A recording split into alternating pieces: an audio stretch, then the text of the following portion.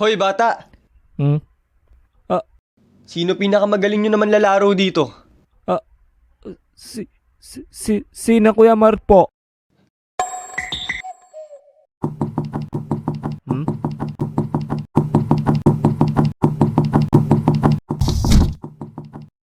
Psst! Hoy! Ano yun? Kuya Mar, may dayo. Gusto daw yung amunin. Ha? Sino?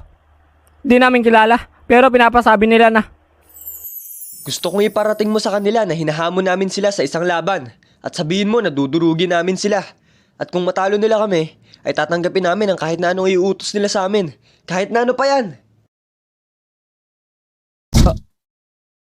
Ganun ba? O sige, iparating mo sa kanila. Napapunta na kami. Hmm? Ay na si na Kuya Mark.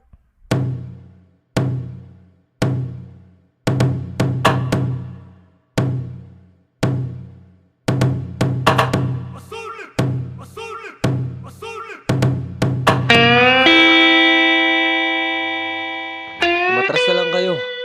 Wala kayong pag-asang manalo sa amin. Ha?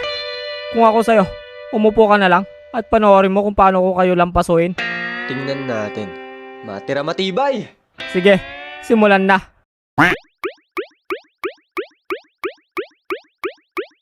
Larong kanto sa Pinas, Part 1.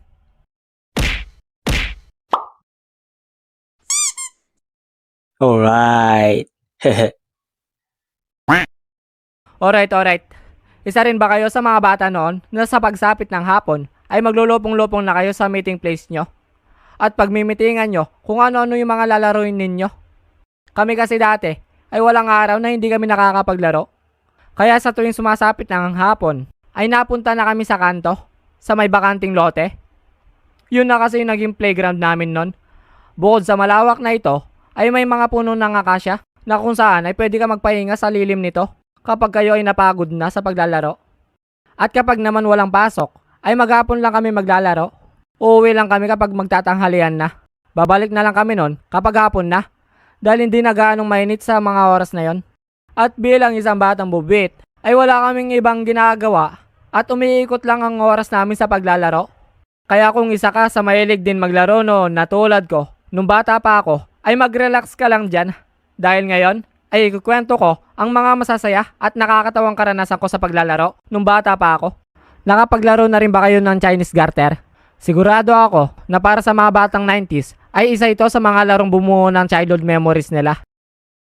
At isa lang naman ang larong Chinese Garter sa mga naging libangan namin nun. At alam ko ng iba sa inyo ay sinasabing babae lang naman ang naglalaro niyan. Diyan kayo nagkakamali. Dahil para sa amin nun ay wala yan sa kasarian. Mapababae, lalaki, bakla o tomboy pa man yan. Basta kaya mong abutin yung goma ay pasok yan. Naalala ko pa nga nun kung paano kami durugin ng mga kalaban namin sa Chinese Garter. At ang malala pa nun ay puro silang mga babae. Para kasi sa amin nun, kapag kayo purong lalaki ang magkakasangga, tapos puro babae ang kalaban, ay sigurado na ang panalo. Pero akala lang pala namin yon. Bago pa nga nagsimula ang laro, ay sinabihan na kami na wag daw kami magsama-samang mga lalaki dahil baka maburo daw kami. Ha? Kami? Mabuburo nyo? Baka kayo. Mas mataas kaya talon namin sa inyo. Okay, sige. Basta, sinapinan namin kayo Noong una, pachill-chill lang kami sa pagtalon. Sus, wala naman thrill to.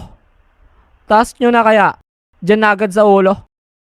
Eto na, tumabi kayo dyan. Baka mapalakas yung talon ko.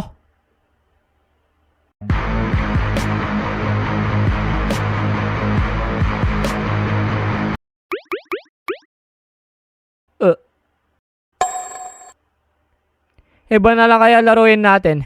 Ano kaya kung bending na lang? Mas madali yun Weh, sigurado ka ba dyan? Oo, kasi sa larong bending, pababa ng pababa yung goma. Di tulad sa Chinese Garter, pataas na ng pataas.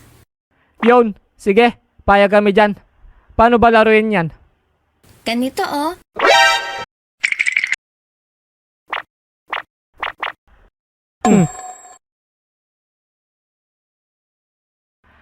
Siguro naman ay nasubukan nyo na maglaro ng dodgeball.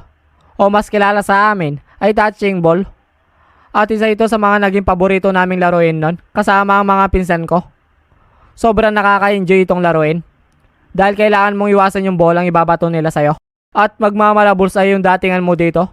Dahil ikaw yung patatamaan ng bola. At masasabi ko talaga na dito mahahasa ang bilis mo sa pagilag. Lalo na kapag yung bolang gamit nyo ay gawa sa basang papel, sabay binalutan ng plastic, ay paniguradong magpapantal yan kapag hindi mo ito naiwasan. Sa larong touching ball ay kailangan ng 2 grupo. Nasa inyo na kung ilang membro ang gusto nyo. Pero kami ay tig-2 lang kada grupo para may thrill. Una ay magja-jack and poy muna kayo. At kung sino ang natalo ay sila ang taya. At para naman mataya mo ang kalaban ay kailangan mo silang matamaan ng bola na hindi nila ito nasasalo. Dahil kapag nasalo nila ito ay magkakaroon sila ng extra life. O sa madaling salita, kahit na matamaan mo sila ng bola ay meron pa silang isang chance na makapaglaro. At kung sakali naman na matamaan ang kakampi mo ay pwede mo pa itong iligtas. Basta masalo mo lang yung bola. Out ka na pre.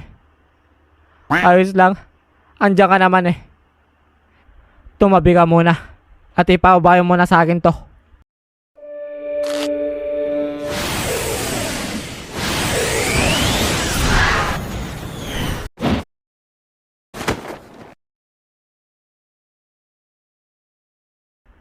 Oy pre, saluin mo yung bola para masave mo na ako.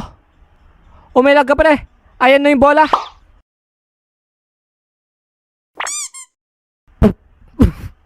Ayan tuloy. Sinabi na kasi umilag ka eh.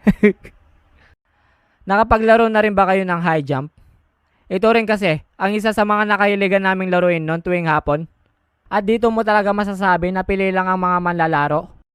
Dahil kung hindi naman ganong kataasan ng talon mo, ay siguradong ikaw lagi ang taya.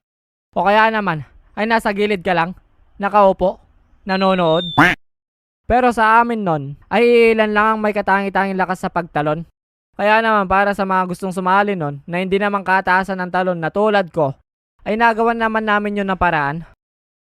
Una, ay hahanap kami ng sakong walang laman at kukuha kami ng buhangin para ilagay sa loob ng sako para magmistulang sandbag. At yun yung magiging pundasyon ng puwersa ng paa. Mas makakatulong kasi ito para mas mataas ang pagtalon mo.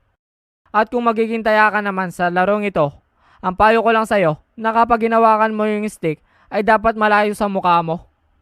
Dahil kapag yung paghawak mo ay ganito, ay may posibilidad na masipa ka sa mukha. Tulad na lang ng nangyari dun sa tropa ko. Naalala ko pa nga nun na siya yung taya. At yung paghawak niya dun sa stick ay halos nakadikit na dun sa mukha niya. Ngawit na nga daw siya sa mga oras na yon. Imposible magawa niyong matalon yung ganito kataas. Habang yung susunod na tatalon ay may katangkaran at asahan mo na mahaba ang binti niyan. Kaya naman nung pagtalon niya,